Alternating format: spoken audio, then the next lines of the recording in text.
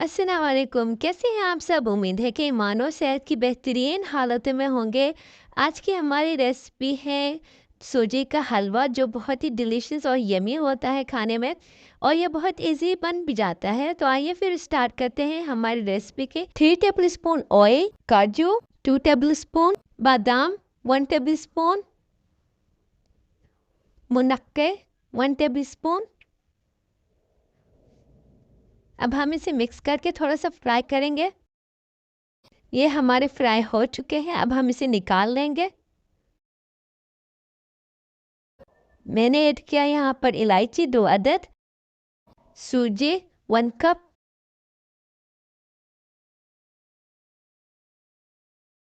आपको इसे जल्दी जल्दी मिक्स करना है ताकि ऑयल इसमें अच्छे से मिक्स हो जाए, और इसे कुक करेंगे जब तक कि हल्का सा ब्राउन कलर में ना आ जाए। अब मैं इसमें ऐड करी हूँ दूध 1 कप,